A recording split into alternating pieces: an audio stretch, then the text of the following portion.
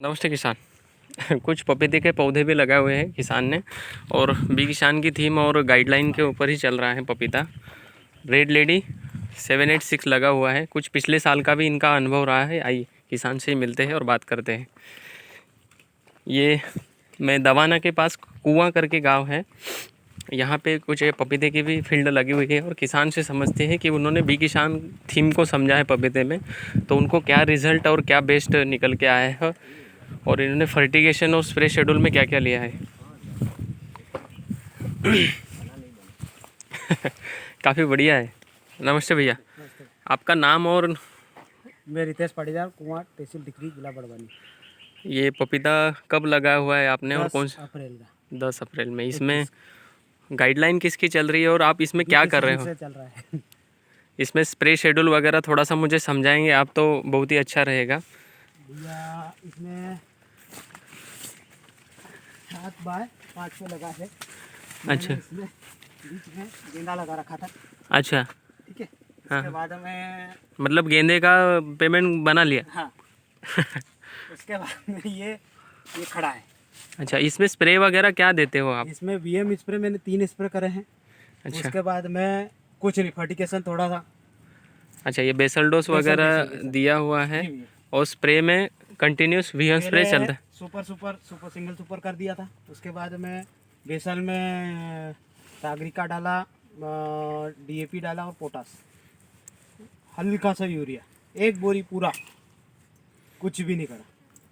अच्छा, इसमें 2-4 चीज़ें मैं बताना चाहूँगा आपको। जैसे ये पौधे के तने के पास में अभी तने को लगकर बोर्डो मिश्रण पेस्ट आपको तुरंत लगाना है, क्योंकि तो करना है ना। हल्की बारिश भी नहीं हो रही ना, बारिश अगर होगी तो मैं थोड़ा सा ध्यान दूंगा भैया। नहीं, अभी इसमें बोर्डो मिश्रण पेस्ट आता आवश्यक है। आपको कॉलर रॉड आएगा या चमड़ी छिलेगी तो थोड़ा सा भी मतलब समझ नहीं आएगा, जब गिरेगा तब पता चलेगा कि भैया ये क्या हो रहा है। तो अभी इसमें तुरंत बोर्डो मिश्रण पेस्ट करना है ना।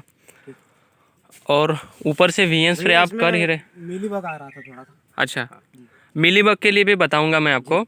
जैसे इसमें बोर्डो मिश्रण पेस्ट आपने लगाया, बोर्डो मिश्रण पेस्ट लगाना है मट्टी से लेकर ऊपर तक, कम से कम 1 फीट के दायरे तक। 1 फीट के ऊपर क्या करना है, जो 1 से 1.5 इंच जो स्टिक पट्टी आती है, वो पट्टी वहाँ पे बांधनी है ऊपर के सिरे में। यहाँ पे पट्टी लपेटना है।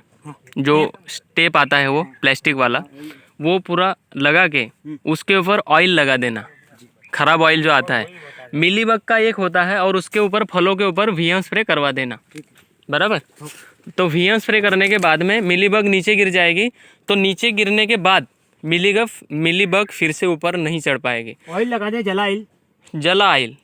वो जो पट्टी लोगे ना आप, वो पट्टी के ऊपर जला ऑयल आपको लगा देना है, ताकि वो ऊपर चढ़ने का प्रयास भी करे। तो लगाने के बाद बोर्डो मिश्रण के ऊपर पट्टी लगाना है, बीच में थोड़ी गैप रख के पट्टी बांध देना है और पट्टी के ऊपर ऑयल लगा देना है ना।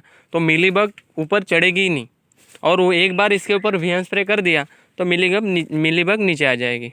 मैंने क्या सबसे पहले भैया ने बताया था, बायो 303 सुक्रोज, ऊपर से दमन 303 और सुक्रोज, वो तो लेना ही है 15 लीटर पानी में। 15 रोज में कर रहा हूँ। 7 ml बायो 303 और 30 ग्राम सुक्रोज। लेकिन जिस 15 लीटर पानी में आप वो डाल रहे हो, उसके पहले अगर एक नींबू निचोड़ लिया तो पानी का पीएच वो मेंटेन करेगा और उसका स्प्रे करो तो सबसे बढ़िया रिजल्ट आएंगे। अपने 3 ही स्प्रे हम लोग रिकमेंडेशन करते हैं पपीते में।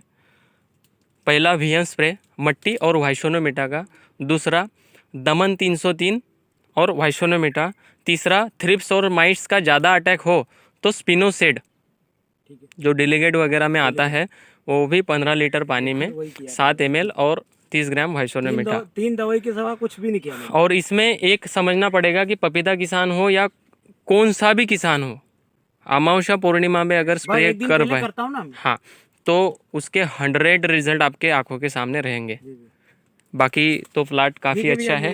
पोजीशन जो चल रही है, अभी 2-4 चीज़ें मैंने आपको बताई है। मिलीबग के लिए भी बताया मैंने, वो भी करना है, और बोर्डो मिश्रण पेस्ट अभी तुरंत करना है ना।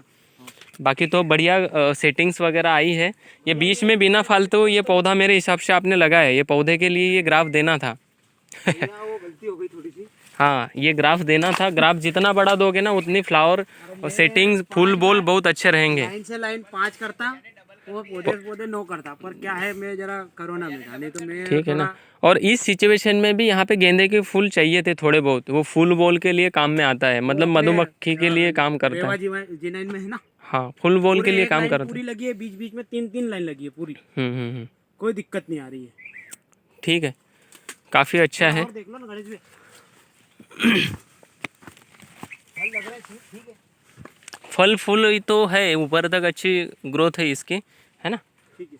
एकदम बढ़िया है। फ्लावर सेटिंग वगैरह एकदम बढ़िया है, फल की भी सेटिंग अच्छी है। थोड़ा ये ज़्यादा गिर रहे हैं मेरे। हाँ, तो इसमें हाँ डबल लगाए, इसके बीच में गैप फिलिंग, इनको लग रहा था कि थोड़ा ज़्यादा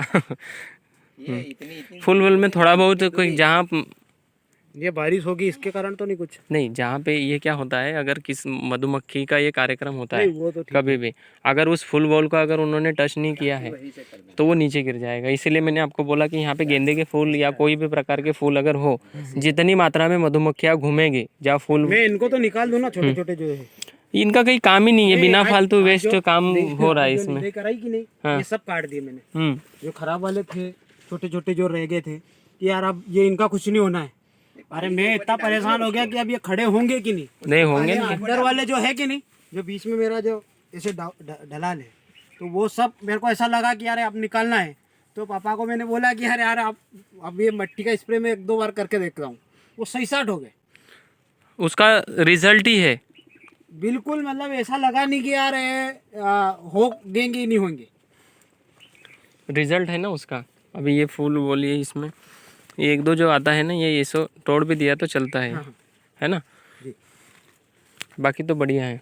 पिछले साल का भी काफ़ी आपका अच्छा हाँ, अनुभव रहा पपीते को लेकर। बाकी नमस्ते भारत।